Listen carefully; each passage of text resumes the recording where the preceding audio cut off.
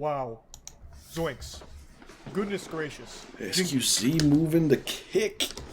We may be in the midst of one of the wackiest moments in internet content creation history.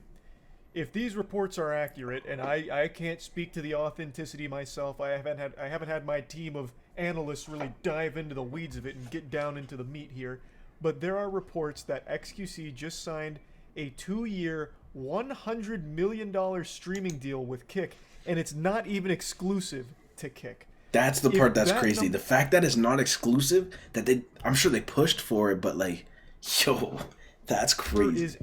That's like getting an NBA contract or something like LeBron, but like you can still play for fucking a different team. You know what I mean? You still play for the Heat while you play for it. You know what I mean? Like what? That would make it the 12th largest sports contract ever signed. Now, of course, you'd have to be huffing some very serious sport. Oh, I wish they left the names in here. 12th largest sports contract ever per year, bro. Dude, streaming's the way to go. Signed. Now, of course, you'd have to be huffing some very serious glue to try and conflate streaming with professional athletes, but it just goes to show you the value of the contract here and just how many doubloons we're talking. I came into this world as a little baby kicking, screaming, shitting my diapers, and now I'm kicking, screaming, shitting my diapers all over again because I can't believe what we're seeing here. I have been tapped into the mainframe of internet wackiness for over a decade now. I'm like Charles Xavier in this throne here, in Cerebro, just looking at all of the goofiness happening across the web. And I've been doing that for so long, and I could have never foreseen something like this happening. A 9-figure deal for a streamer to stream on a different platform. And not even exclusively, mind you.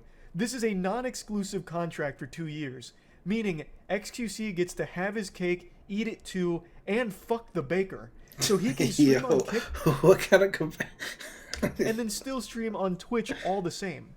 He did make a Twitch stream earlier today, kind of to go over the announcement as well as the plan going forward. He's saying he's going to be streaming on Kick quite a bit, obviously, but he can still have the freedom to stream on Twitch when he wants to. I'm going to go ahead and rip the Band-Aid off and throw a little cold water in the face of all the juicers here that are under the impression he'll probably still be active on Twitch. I don't think he will. He legitimately has no incentive to stream on Twitch. Twitch is a platform that has banned xQc like 5 times. It is also a platform that has no real contracts for top streamers anymore, as well as the lowest sub-revenue split among any streaming platform available. True. Whereas Kick has the highest sub-revenue split, a 95.5. And I would swear on a stack of Bibles with a high level of confidence that xQc not only has that $100 million for 2 years, but also gets to keep 100% of the sub-revenue he earns, which is 95.5 split.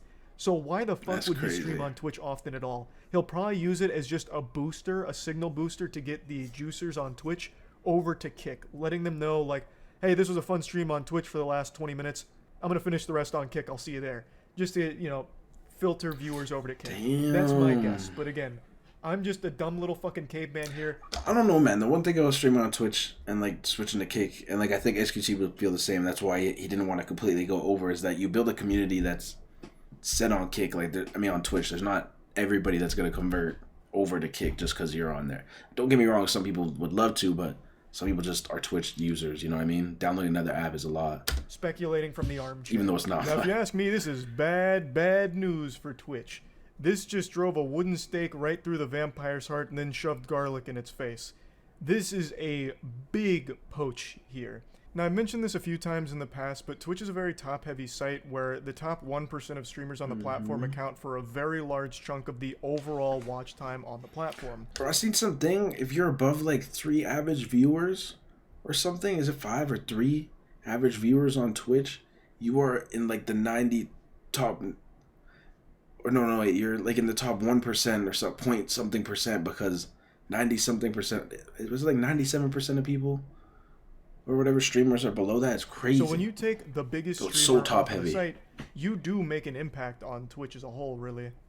And over the last year or so, Twitch has been continuously hurting itself in confusion.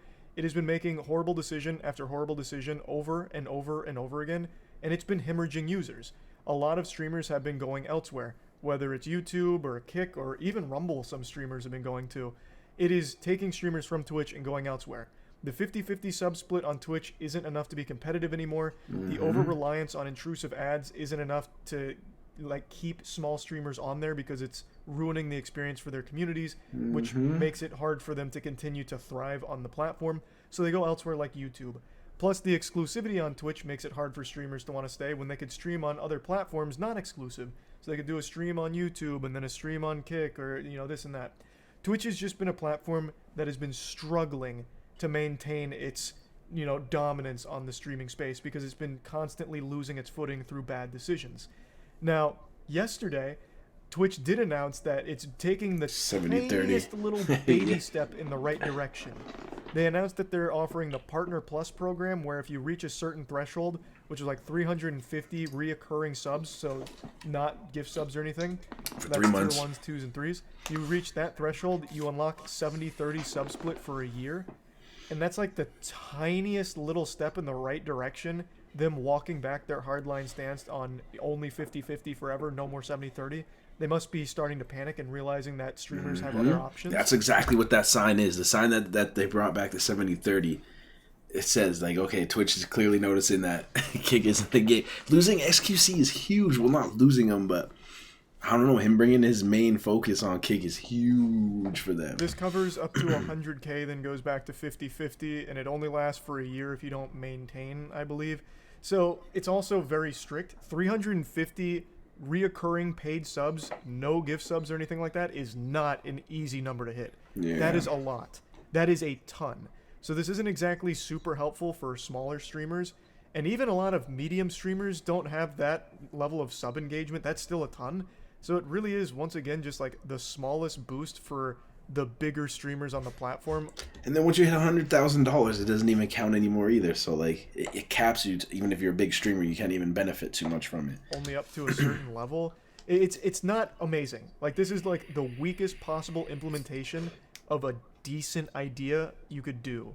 Like, it is, like I said, a very, very small baby step in the right direction of a good change. Twitch is a victim of its own hubris here. It got complacent at the top and it got greedy. So it is crumbling its own empire from its greed. That's why all of these other streaming platforms are growing so quickly and why so many people are abandoning the sinking ship of Twitch. That's just the reality of it. It's sad, man. I like Twitch. They fuck. lost direction on what to do with the platform, so they just keep They're just rolling fucking out it bad up. choices. And even when they do have a good idea, they're too afraid to actually just commit to a good idea. So yeah, it's very frustrating. Now, I've seen the obvious comparison being drawn with Mixer because you might remember Mixer actually was able to steal away Ninja from Twitch back when Mixer still existed. Here, I'm going to give my take on that before he does, just in case he says the same thing. With the difference between Kick and xQc and Mixer and Ninja is that Ninja was heavy only on Fortnite, and Fortnite was inevitably going to die around that time or later on anyway. xQc does variety content. He even has his own TV show and shit like that, so it's like it's a different game than what it was investing in Ninja than investing in xQc. And I'm sure all of you have forgotten that name. That's like an ancient relic on the internet, even though it hasn't been that long in the grand scheme of things. But it died so quickly and with such like a sad wet fart of a swan song that most people have forgotten it ever even existed. Mixer stole Ninja. They paid a ton of money. They shelled out many clams to get Ninja, as well as Shroud and King Athalion, but Ninja was... And they also didn't have a casino backing them up, which is also something you have to acknowledge. Was the #1 streamer on Twitch. Mixer got him, and it didn't work for them. The site still inevitably crumbled, and it never got popular. It always remained kind of this pitiful little joke of a service. However, I don't really think Kick is following that same blueprint. I don't think its fate is set in stone the same way Mixer's was. I made a video about this on my second channel talking about the streaming wars. Kick is accomplishing something that Mixer never did. It's having people organically sign up and choose to stream there as a first option. I read a report the other day, take it with a grain of salt, I don't know how accurate these numbers are, but only a week ago, Kick had an influx of 1.2 million users sign up to the platform. Mixer probably never even saw 1.2 million people go to their site across the entire time it was alive. That was 1.2 million users signing up to the platform, according to the reports. So Kick is actually just getting users to go there, which is something Mixer never had happen. That was a pipe dream for that platform. Now, Kick blew up because it kind of got the reputation of like the detention class, right? Like all of the banned streamers went to Kick. Like Aiden Ross, which immediately blasted the platform off, and a lot of other like controversial streamers went to Kick after they were banned on Twitch and shit like that. And then a lot of controversial things happened, like the whole streaming of the Super Bowl and all that shit. Oh, so yeah. it really had a very bad reputation, and still does for many reasons. But it's started to shake that a little bit because a lot of streamers that aren't banned on Twitch have decided to move over to Kick, even without a contract, just because the sub split is so much better than the 50-50 you get on Twitch. That's fair. You don't need as many viewers on Kick to make a living because you don't need as many subs to make a living.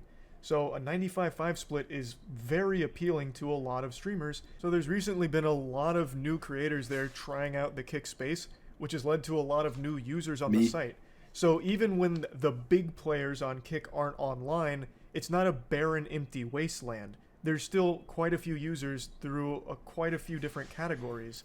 So he's right. At first, it wasn't like that. Like you would go when Aiden Ross and Bruce and all them were off, but like now, even now, I just went on there to see if it was working again. There's still people with like a couple thousand on there doing their thing. That I do think sets it apart from Mixer. I don't know if that necessarily means it's going to succeed or anything. Did you like it or not? I don't have a fucking crystal ball. I can't predict the future. But I will say that it does seem to be doing a lot better than Mixer did, even before the xQc signing. Now, I do want to... Wow. Yucky. I do Why want didn't you to edit that talk out? about something that a lot of This people guy, talk about, bro. and I do think is a very important talking point. Kick is backed by Stake, which is And it was still early in it, like it's still in beta, you know what I mean? Like the first time I streamed on Kick compared to this time I did, they updated some shit for, like for their pop-out menu so I could add it to OBS and integrate it a lot more easier. So like, as long as they keep adding shit, crypto it's gambling forgivable. casino. It's why their pocketbook is so big. Yes. And obviously, a lot of people aren't too thrilled about gambling being so prominent on Kick.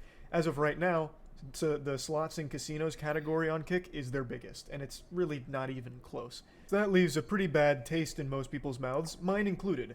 I've been very outspoken about sponsored gambling not being great. You're just selling your audience on an addiction. You're trying to get them to sign up for crypto casinos and shit like that. And a lot of times they're not even using their own money, they're using house money. That is something I very much think is a load of dog shit. I think that is awful. Now, when it comes to Kick, I did extensive research on this out of curiosity because I kept hearing that Kick was mainly a front to get people addicted to stake gambling because Stake owns it. I don't think it is. Through everything Eddie, I've read. anytime I see, and anytime I've read or heard stuff with Eddie seems like he really is invested in Kick, doing it, being a successful project of its own. And from every stream that I've watched on Kick, there hasn't been a single stake advertisement or any gambling advertisement that I've seen, unless I've somehow missed them. And I haven't read reports from other users or any other publications that are reporting on gambling ads being run across any of the Kick categories outside of slots and casinos. The only place where gambling sponsors or Stake itself appear is in the slots category for Stake sponsors and shit like that. So I guess kind of like what Twitch used to be before the gambling ban last year, where all of the gambling ads and sponsors existed in that one category. That appears to be how it operates on Kick as of this moment. Which is how it should be. Like, if you don't watch it, then don't watch it. And if you do, there's the category for you. Like, seen anything that pushes to Stake or any gambling site outside of Stake-sponsored streamers in the slots and casinos category. Now, again, maybe I've missed it. Maybe there just hasn't been enough information about it in articles, but as of right now, that's the impression that I've been getting. And also from what I've been reading, it seems that Stake wants to separate itself from Kick. It wants to be two very separate entities that don't really feed off of each other. They want it to be completely separate. And I guess that's what they're going for here. I don't know how successful it is as of right now. Again, no matter how you spin it, pumping gambling is just bad. Now, I do think it's always worth mentioning that Twitch isn't squeaky clean either. It's backed by Amazon. Amazon is no saint of a corporation either. Amazon isn't a company of angels and high morals. That is also a pretty evil corporation that backs Twitch. So both of the big players in streaming, and YouTube as well, being backed by Google. Google's done so much shady shit as well. None of these corporations are exactly benevolent overlords worthy of celebration. They're all bad and evil in their own right. It's just a matter of which platform you as a user or you as a streamer feel most comfortable on, I think, at the end of the day. So I just wanted to talk about that briefly because that is something that is inevitably always going to be discussed when Kick is in the conversation. And of course, it's completely understandable why. So this whole thing has been really wild to watch unfold. It's I crazy. actually would have never envisioned a The world world's getting where shaken Twitch up would be in now. the position it's in today.